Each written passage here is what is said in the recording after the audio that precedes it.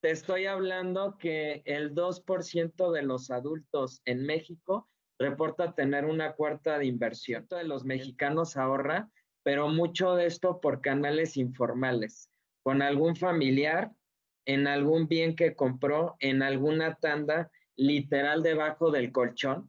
Y Sí, solamente el 6% del ahorro es formal, ¿no? Entonces, hay un entendimiento de qué es ahorrar, pero no hay una ejecución del mismo, ¿no? Y como te comento, muchas veces dicen ahorro porque tengo una cuenta. Ok, hay una cuenta, pero quizá no te genera intereses, quizá no estás ganando, ¿no? Lo tienes ahí como, es igual que tenerlo debajo del colchón prácticamente, pero de manera un poquito más segura, ¿no? la mayoría de Entonces, la gente se queda en el trabajo, a cualquier nivel, sobre todo, de hecho, a niveles altos, manager, directivos, están tan metidos en su trabajo que no tienen tiempo de ver qué hacer con lo que ganan. no puedes dejar la misma estrategia siempre.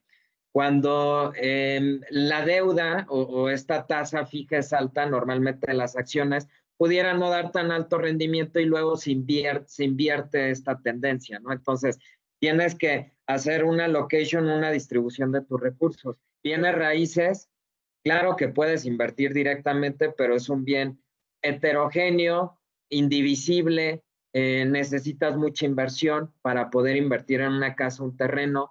Venture capital en estos fondos que reciben el dinero de inversionistas y que luego lo colocan en empresas que necesitan financiamiento, pues típicamente te van a pedir montos altos, ¿no? Un venture capital grande, $1 millón como mínimo, ¿no? Que no es accesible para todos, pero también están surgiendo otro tipo de grupos que están invirtiendo en startups, en empresas en etapa más temprana, pero el riesgo es alto, ¿no? Y si tú lo haces por tu cuenta, si tú dices, me creo mejor que Humberto y voy a comprar y voy a vender acciones y voy a comprar y vender divisas, los humanos rompemos todas nuestras reglas. Por miedo, por temas psicológicos, trading psicológico es, oye, yo compro cuando está subiendo y vendo cuando está bajando. Al contrario, deberías de comprar cuando está abajo y vender cuando está arriba. Y la tendencia es que lo hacemos a la inversa, pero por miedo. Renta fija, ETFs, la parte de divisas, son instrumentos muy, muy claros o más fáciles de entender un poco más que el resto.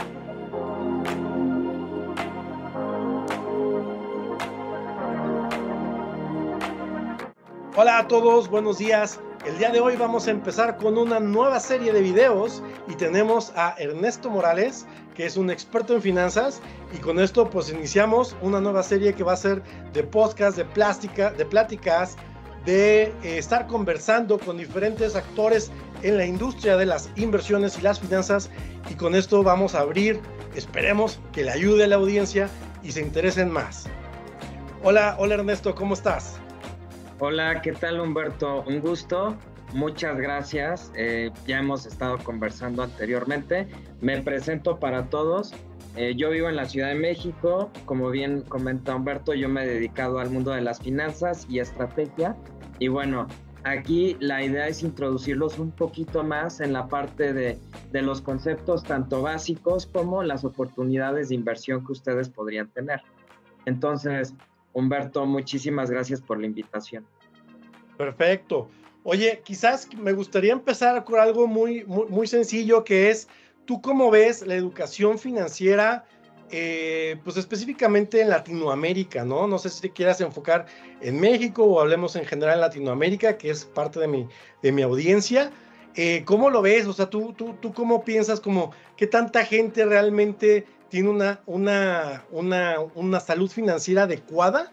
¿O crees que vivan al día y estén sufriendo todos los días y que no saben qué van a hacer cuando se retiren? Buenísima pregunta, Humberto.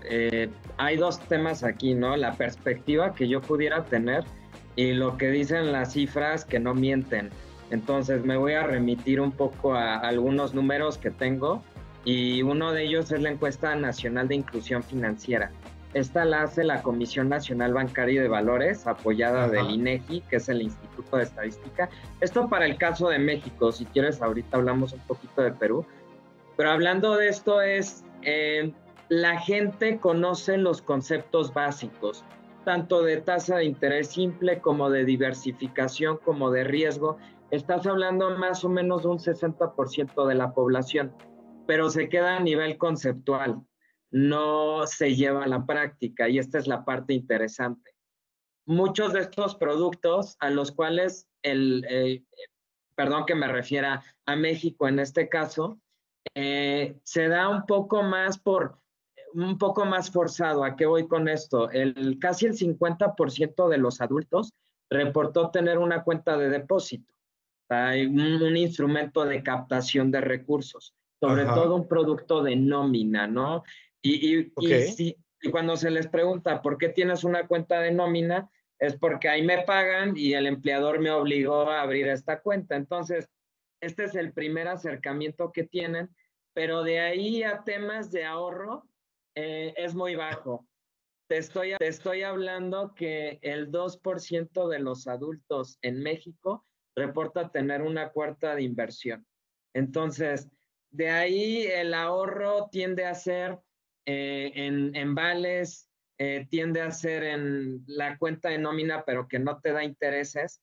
El 60% de los mexicanos ahorra, pero mucho de esto por canales informales, con algún familiar, en algún bien que compró, en alguna tanda, literal debajo del colchón, y Sí. solamente el 6% del ahorro es formal, ¿no? Entonces, no sé si estos datos te dicen algo, pero si me dices, estamos bastante mal y no cambia mucho en otros países. Perú es muy similar en temas de ahorro.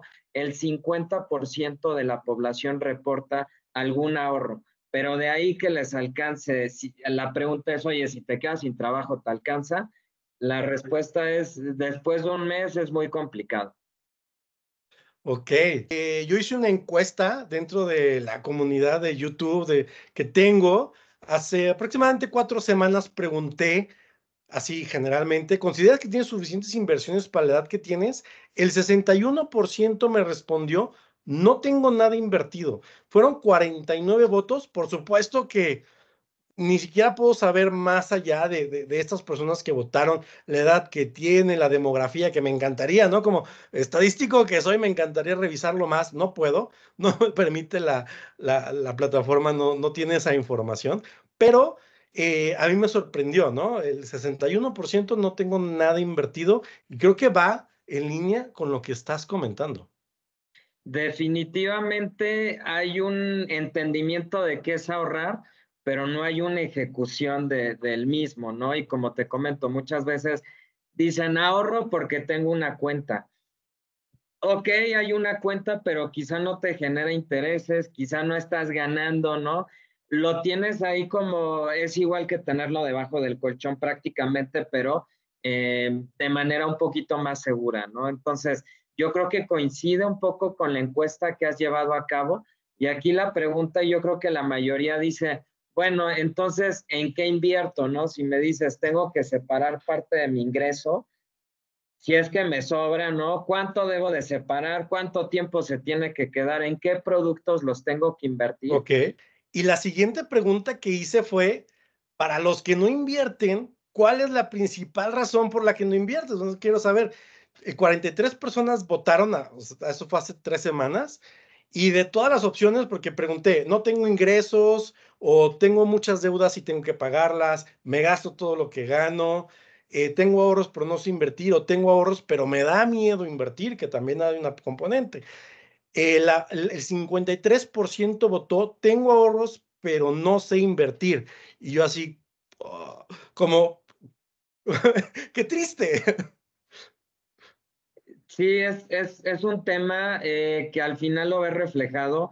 2% de la población en México tiene una cuenta de inversión a depósito o en algún instrumento, ¿no? Entonces, ¿qué instrumentos hay? ¿Cómo accedo a ellos? ¿No? Es la siguiente pregunta. Y se acercan, muchos dicen, tiene que ver con el nivel educativo. Yo creo que la respuesta no necesariamente tiene que ver por ahí, ¿no?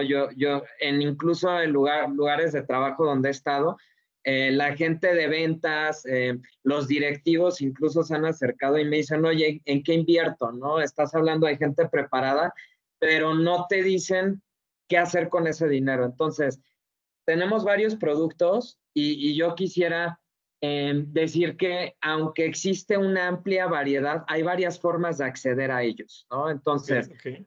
creo que, digo, no sé si tu audiencia, qué tanto sabe del tema, ¿no? ¿Qué productos, qué Pues instrumentos hay? Pues yo quisiera entender un poco más, pero a ver, la mejor respuesta es la que te acabo de dar, ¿no? De que el 53% me dice, no, tengo ahorros, pero no sé invertir, ¿no? Y además estoy contigo que no es tanto falta de ecuación, o sea, yo mismo hace unos 6 años, 2018, tenía ahorrado en el banco, diciendo, no, pues que algún día lo voy a invertir, algún día lo voy a invertir, pero no sabía cómo, o sea, y no es hace demasiado tiempo, fue hace 6 años que cuando dije, no, pues es que ahora sí, ya está aumentando más lo que tengo ahorrado, ya vale la pena, y luego empezó a subir la inflación y dije, lo puse en un fondo de inversión de un banco que me daba el 2%, el 1 o 2%, no llegaba la inflación, y ahí fue cuando dije, no puede ser, y ya me empecé a meter a ver todo, o sea, fue donde yo me informé de inversiones, pero hubo un detonante. La mayoría de la gente se queda en el trabajo, a cualquier nivel, sobre todo, de hecho, a niveles altos, manager, directivos, están tan metidos en su trabajo que no tienen tiempo de ver qué hacer con lo que ganan.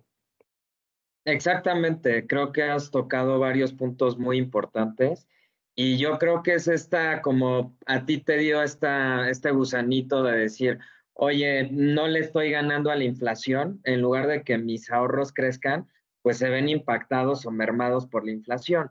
Y un fondo de inversión para ti no fue la respuesta en ese momento, ¿no? Entonces, hablando de en qué pueden invertir, yo haría me iría un poquito más atrás y es, oye, ¿cuánto debo de invertir?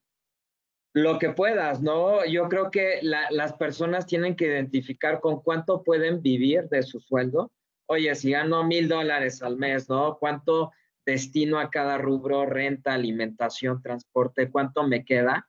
Y ese dinero, pues se va a este colchoncito que puedes reservar tanto para objetivos que tengas. Oye, quiero comprarme un coche, ¿no? Estoy ahorrando para una casa, pero también para cubrir algún imprevisto.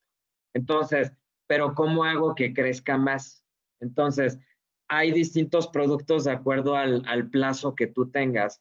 Yo siempre les hago la pregunta, oye, ¿este dinero lo necesitas mañana, sí o no? Si dicen sí, tiene que ser en algo que te permita tener Sí, disponibilidad inmediata, liquidez diaria o mensual de ya, tu ya. esa Sí, o sea, inversión. si dicen que sí es porque están en la primera fase, ¿no? La de hacer su fondo de emergencia. Exacto, exacto. Están en esta primera fase, todavía no están preparados para ver un mediano largo plazo, pero es un primer paso porque la gente tiene que ganar confianza de, oye, ya invertí, no, oye, sí funciona, oye, sí gané tanto de intereses, incluso aunque sea poco, se emocionan. Ya cuando dan el primer paso y se sienten en confianza, lo que he observado es que ya están dispuestos, oye, creo que puedo invertir esto que no necesito ahora en un plazo mayor, ¿no? Entonces, yo dividiría este tipo de inversiones a corto y mediano y largo plazo. Si es una persona que sí tiene acceso a tarjeta de crédito, porque hay quienes ni siquiera tienen acceso a tarjetas de crédito, pero si tú tienes una tarjeta de crédito con un nivel adecuado, pues podrías tenerlo en disponibilidad mensual, ¿no? Como setes a un mes, y cuando necesites algo, pues y puedes gastar con la tarjeta de crédito, obviamente pensando en que lo vas a liquidar antes de la fecha para no pagar intereses.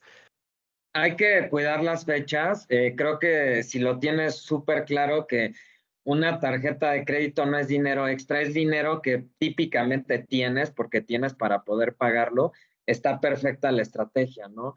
Y a corto plazo creo que han surgido varias alternativas, hablando de liquidez muy inmediata con intereses no son los más altos, ¿no? Porque el riesgo es bajo. Tenemos que recordar que el rendimiento va ligado al riesgo. Entonces, quieres mucho rendimiento, tienes que arriesgar un poquito más. Y para eso yo recomendaría, en el caso de México, y no sé la disponibilidad en otros países en América Latina, pero hablemos del caso de Nubank, ¿no? Nubank te da 15% con liquidez diaria, acaba de cambiar su política y es creo que semanal y mensual y te da ese rendimiento, ¿no? CETES directo viene de Nacional Financiera y te da aproximadamente 11% en distintos plazos. Estoy hablando de tengo certeza, tengo seguridad. Obviamente tienen que buscar que sean bancos suscritos a la superintendencia en el caso de Perú y en el caso de México a la Comisión Nacional Bancaria de Valores para que respalden tu inversión. Está muy bien.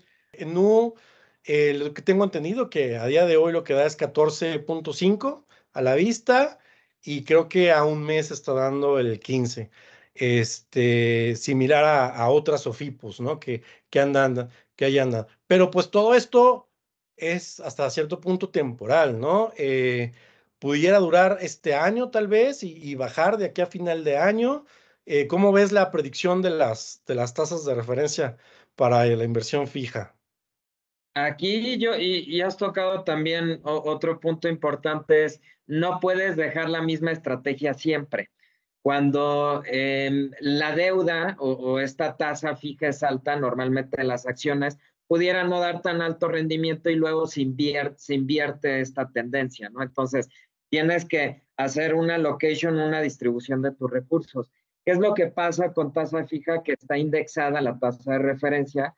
Que es esta tasa que emite el Banco Central. En el caso de México es Banjico, ¿no? Entonces, la tasa está alta, ¿para qué? Para mitigar la inflación y por lo tanto estas entidades te dan una tasa atractiva. Se espera que la tasa baje a medida que se controle la inflación y entonces ya no va a ser atractivo Nubank, ya no van a ser atractivos CETES directos en el corto plazo. Recomendable sí, pero no quisiera que nos enfrascáramos en un solo instrumento, ¿no? Este es el más básico, el más fácil de entender y en donde el riesgo, no voy a decir es cero, pero es bajo. De acuerdo, de acuerdo. Entonces, ahorita con estas tasas altas, pues vale mucho la pena, pero también como que yo estoy, pues no sé si preocupado, pero sí sorprendido, ¿no? Que yo al menos dentro de lo que llevo conociendo, pues nunca había visto las tasas de este nivel.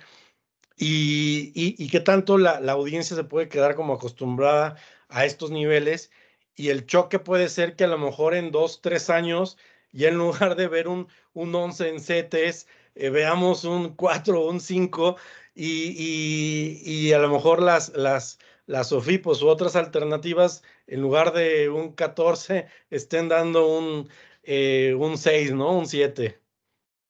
Sí, totalmente, ¿no? Yo lo veo un poquito más a mediano plazo. ¿Por qué no las habíamos visto? Porque antes la política monetaria que controla el flujo de dinero del banco no estaba ligado a la inflación, entonces dictaban una tasa independientemente de la inflación. La política monetaria hoy es, si hay inflación alta, para controlarla tienes que dar tasas altas, ¿para qué? Para que la gente no gaste, invierta su dinero porque las tasas son altas y no pida préstamos porque las tasas también van a ser altas, ¿no? Pero indudablemente podemos llegar a tasas de antes del 6% y va a dejar de ser atractivo. ¿Qué puedes esperar? Pues que la gente en lugar de ahorrarlo se lo gaste, porque las tasas van a ser bajas, los préstamos van a ser más bajos, pero yo no quisiera que la audiencia se fuera con la idea de las tasas son bajas, entonces me dijeron gasta, ¿no?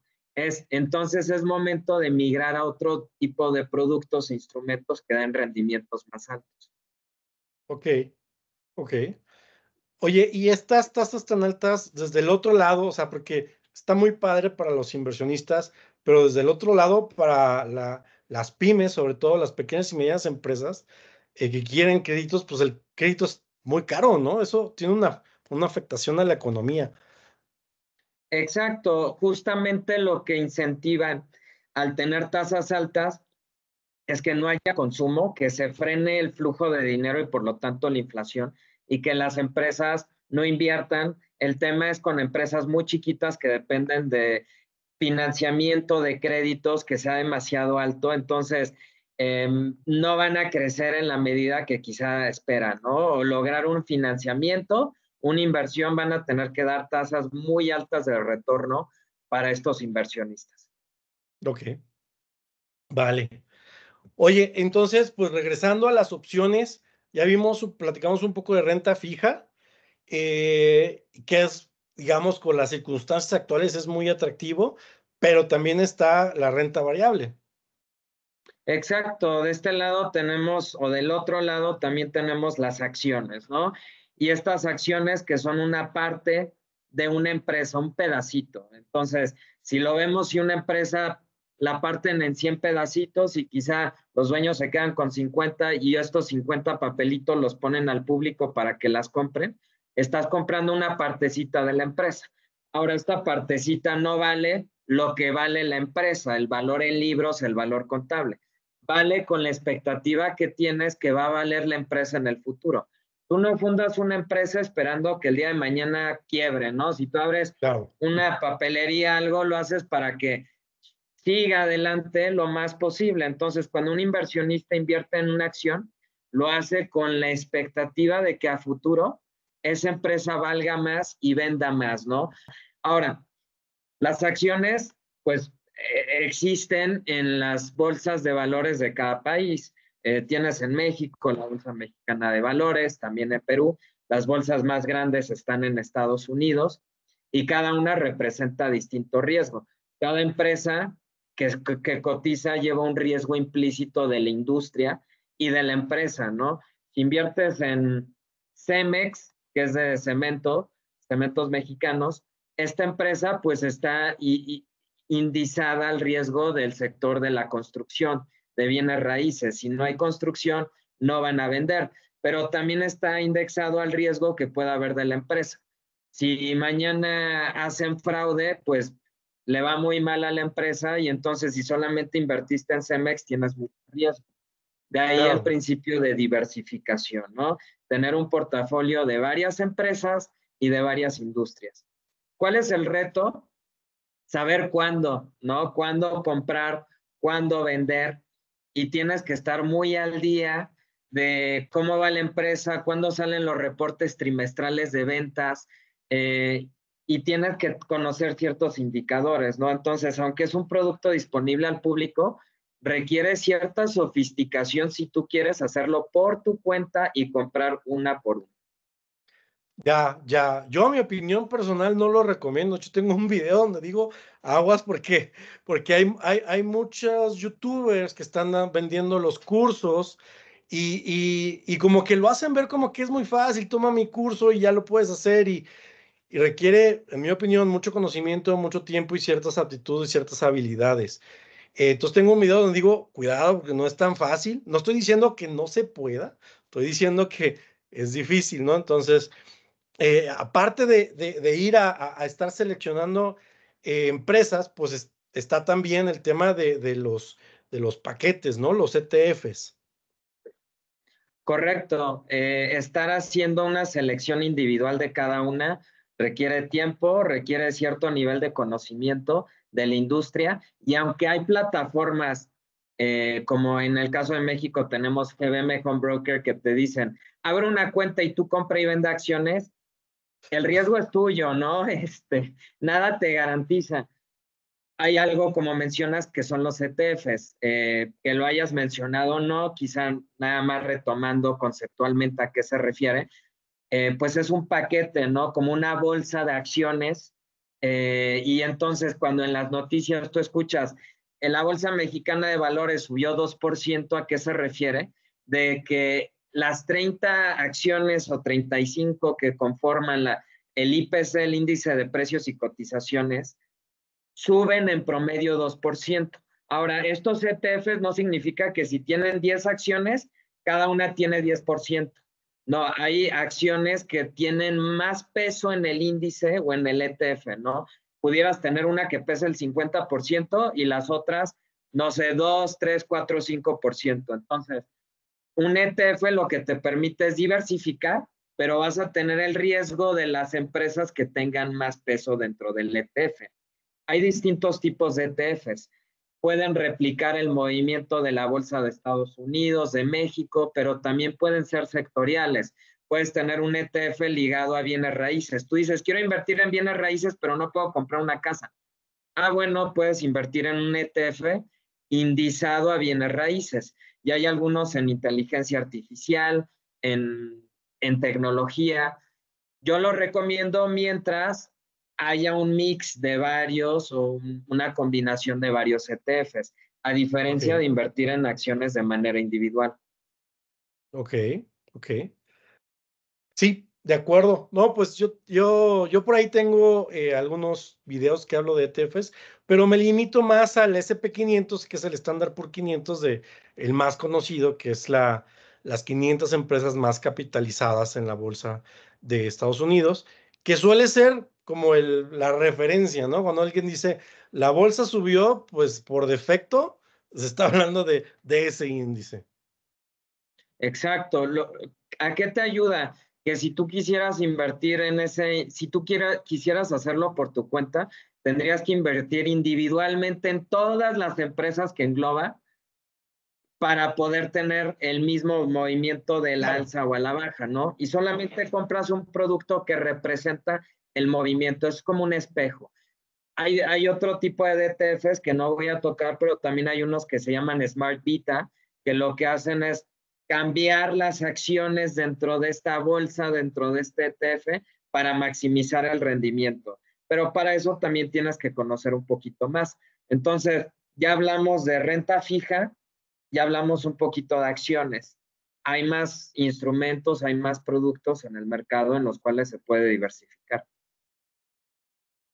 Perfecto. O sea, esos son, pues, lo típicamente, ¿no? Lo que más se usa, pero también tenemos otros productos, ¿no? Está el tema de fibra, está el tema de venture capital, está el tema de, como es mi caso, ¿no? Inversiones en el mercado de divisas. Este, ¿Tú ahí qué ves en ese panorama? Depende mucho del monto, porque ya hablamos de otro tipo de activos y no te abren las puertas tan fácil en algunos. Sí puedes invertir en CETES con poco dinero, puedes comprar un ETF sin mucha inversión. En FX, que es lo que tú haces, no necesitas mucho capital para poder entrar, pero hay otro tipo de inversiones que sí necesitas, ¿no? Entonces, antes de retomar el tema de FX, bienes raíces, claro que puedes invertir directamente, pero es un bien heterogéneo, indivisible, necesitas mucha inversión para poder invertir en una casa, un terreno. Venture capital en estos fondos que reciben el dinero de inversionistas y que luego lo colocan en empresas que necesitan financiamiento, pues típicamente te van a pedir montos altos, ¿no? Un venture capital grande, $1 millón como mínimo, ¿no? Que no es accesible para todos, pero también están surgiendo otro tipo de grupos que están invirtiendo en startups, en empresas en etapa más temprana, pero el riesgo es alto, ¿no? Y si hablamos de Correcto. fibras, también sería como es un fideicomiso de bienes raíces y estas fibras que tú mencionas en el caso de México, pues tienen distintos enfoques, ya sea bienes, naves industriales, centros comerciales, y puedes invertir en fibras para invertir en bienes raíces, ¿no? Entonces, ya me estoy desviando un poquito, es simplemente tocar de que hay más productos en el mercado. Oye, puedes invertir, y yo siempre hablo del vehículo, puedes invertir en bienes raíces, sí, directamente en una casa, puedes invertir a través de fibras, a través de la bolsa, o puedes invertir a través de crowdfunding.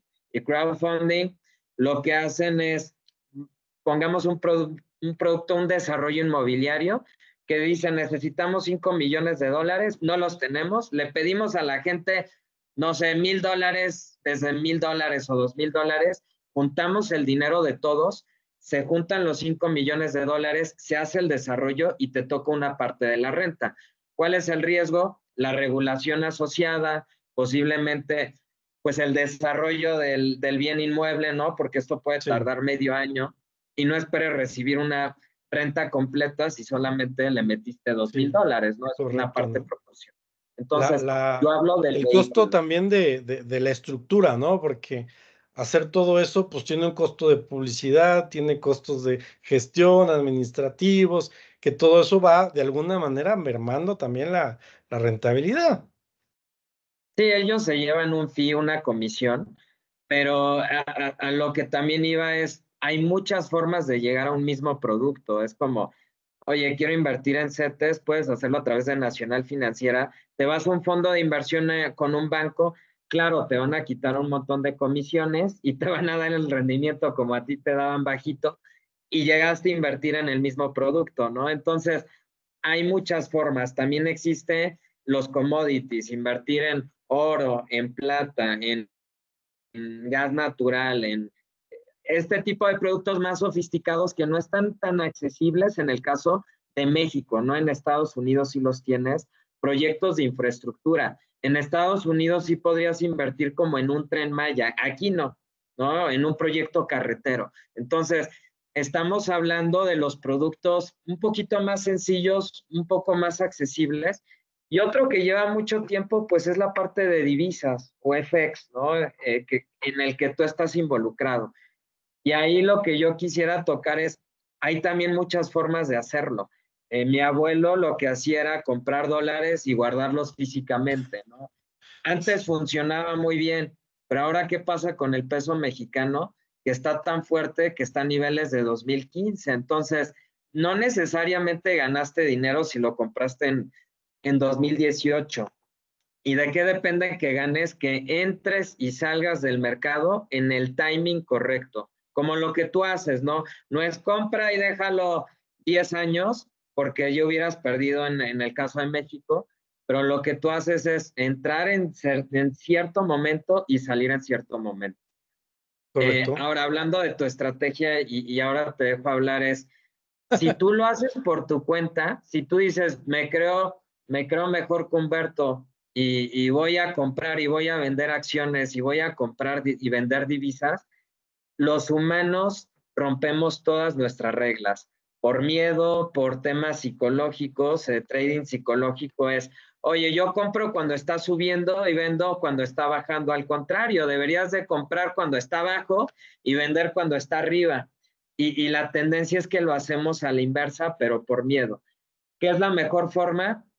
Un modelo programado, algorítmico, que quite las emociones, que quite el miedo, y eso es un poquito lo que tú estás empujando. Entonces, no sé si ahí quieras comentar algo. No, bueno, yo estoy muy de acuerdo. Yo empecé, bueno, de hecho empecé, tuve varias etapas, ¿no? Empecé en GBM comprando acciones así como Dios me dio a entender. Claro, empecé con 300 pesos, ¿no? Diciendo, "Ah, voy a comprar aquí las pequeñitas, luego le subí a 1000 pesos y a ver cómo me va. Y luego ya vi que no era tan crítico, no es como que fuera a perder el dinero de un día para otro. En acciones no, pero sí las tendencias son complicadas, ¿no? Entonces, después me moví a eToro, que es un poquito más profesional o digamos con más herramientas, vamos a decirlo así, porque GBM puede ser todo lo profesional que quieras, pero limitado a comprar la acción física o el ETF físico y nada más. Y Toro ya tiene la componente de los CFDs, ¿no? Que puedes hacer posiciones de compra, puedes hacer posiciones de venta, ¿no? Esperando que el precio baje. También tienes exposición, puedes hacer commodities, en Toro ya lo puedes hacer, en GBM hasta donde yo recuerdo no es que tampoco me conozca todos los instrumentos, pero ahí está mucho más claro. Y también tienes divisas ahí, pero todo es manual en eToro. Y digamos que aprendí también algo de disciplina, haciéndolo manual, haciendo como criterio, pero también te das cuenta que hay ciertas limitantes, sobre todo si tienes un empleo, ¿no? O sea, no estás todo el día en la pantalla. Este, entonces, donde realmente pude establecer mis conocimientos de estadística fue cuando pude automatizar en el mercado de divisas pues ya fuera de una plataforma como eToro ya es un ambiente un poco más profesional, o al menos que debería ser más profesional, porque sí está, cualquiera puede entrar, la verdad, pero yo no lo recomiendo sin un buen conocimiento, porque sí tiene, sobre todo el mercado de divisas, que tiene con altos apalancamientos. Si no sabes manejar el riesgo, se puede tener grandes pérdidas. Entonces, para mí eso es muy profesional y hay que saberlo, ¿no? Entonces, a veces digo, pues es como si le dieras un Fórmula 1 a un chico de 14 años, o sea, va a acabar en la pared muerto, ¿no? Hay que ir por pasos y hay que saber manejar el riesgo. Exacto, y creo que depende mucho con los objetivos que lo ejecutes. En el caso del mercado de divisas, si eres una empresa que tiene una deuda en dólares, pues necesitas esos dólares, no lo haces para ganar, lo haces porque necesitas. Un ejemplo más sencillo, te vas a ir de viaje en 2 meses y dices, una vez voy comprando dólares, ¿no? Voy reservando, lo Sí, haces para cubrirte el riesgo.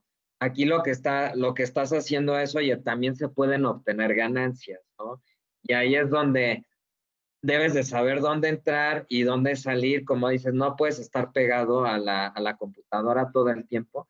Y aunque seas muy bueno, si no tienes tiempo para dedicarle, sale una mala noticia y no te enteraste, ¿no? Ya te enteraste ya que bajó el precio. Entonces, yo lo que recomiendo siempre es invertir en algo que entiendas, ¿no? Entonces, creo que la parte de los CETES de renta fija es relativamente sencillo de entenderlo.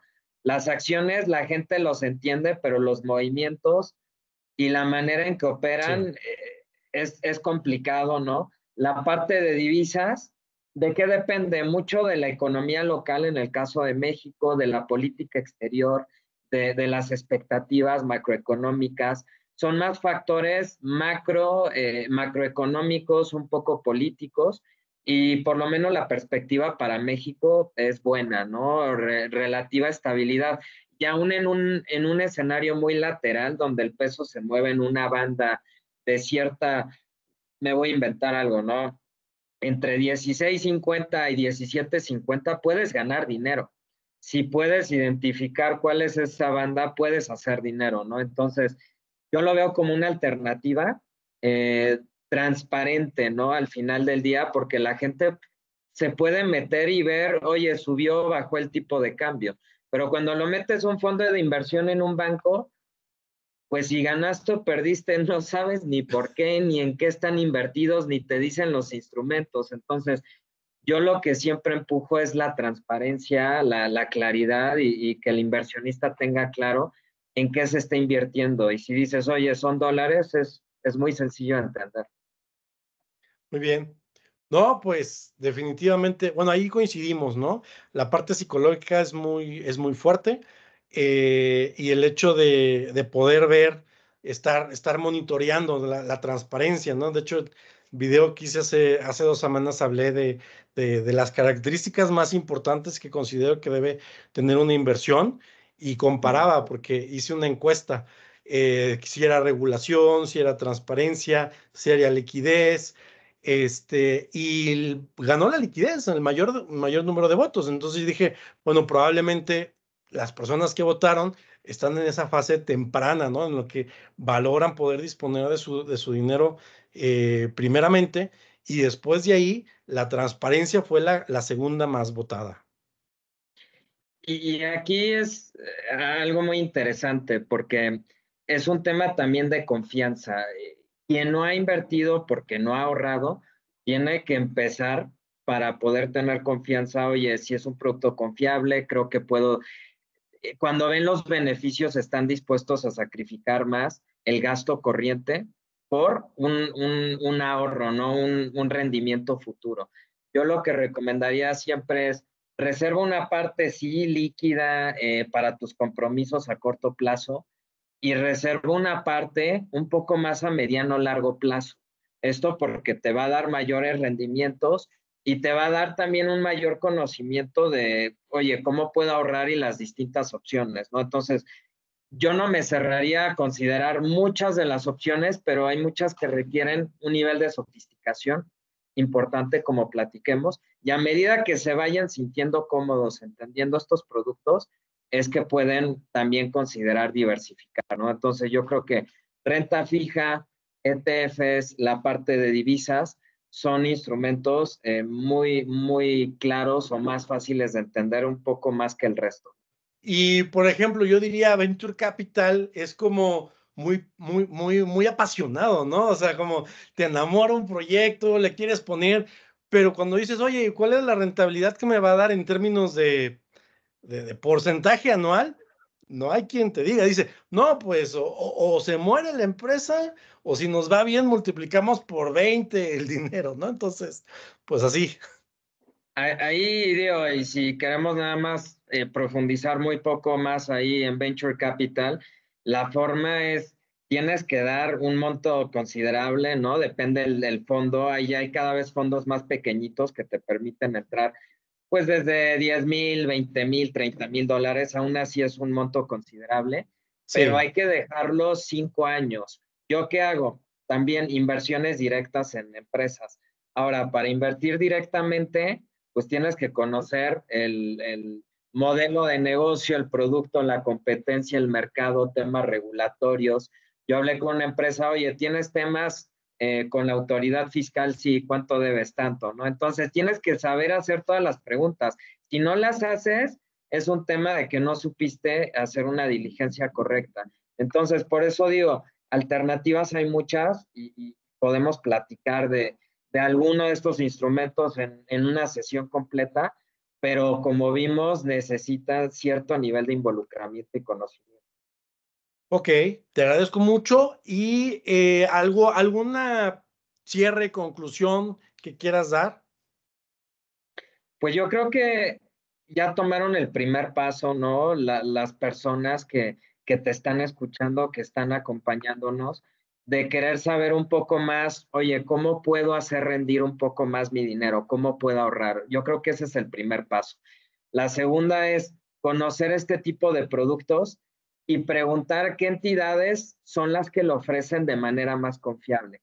Y la tercera, yo creo que también evaluar un poco el nivel de gastos. Estoy seguro que muchas personas podrían ahorrar un poquito más, pero eso implica sacrificar, ¿no? Ciertos hábitos. Entonces, yo creo que vale la pena decir, oye, mejor le quito, no sé, una vez a la semana que comía afuera, mejor la quito, o hacía este gasto cada semana, y estos gastos que te van mermando se pueden ahorrar, ¿no? Y estos gastos no indispensables.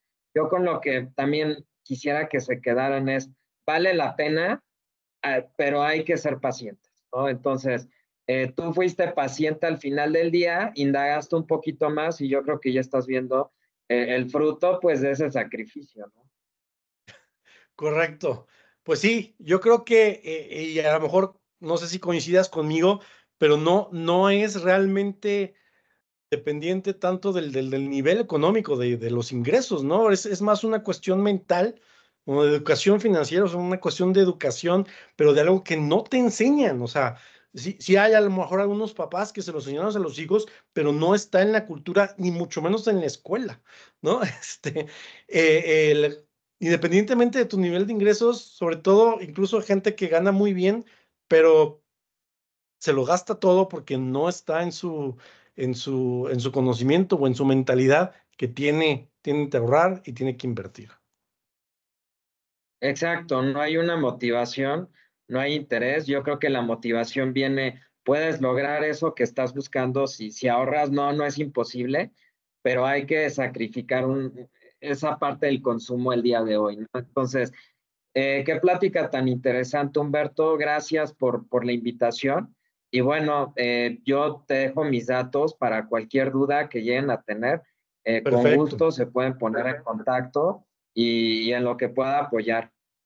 Sí, porque, por ejemplo, en otro de mis videos, digo mucho ya, pero en otro de mis videos digo, oye, bueno, justo en ese que en el que la gente decía, es que tengo ahorros, pero no sé invertir, dije, no es posible, a ver, eh, contáctame, o sea, yo no soy asesor financiero, eso que quiero ser muy claro, no soy experto en todas las opciones y no lo he estudiado, pero tengo contactos, o sea, este, y hay que mejorar la educación financiera. Es caso por caso y hay necesidades puntuales en cada uno, pero yo creo que tocamos algunos puntos en común y totalmente abierto a poder orientar un poco a quien tenga alguna duda. Y qué buena iniciativa, Humberto, y gracias por compartir todo este conocimiento con tu audiencia. Perfecto. Pues muchas gracias, Ernesto. Ernesto Morales, experto en finanzas, y vamos a estar poniendo por algún lado por aquí sus contactos que él nos va a pasar. Y pues muchas gracias a todos. Gracias, Ernesto.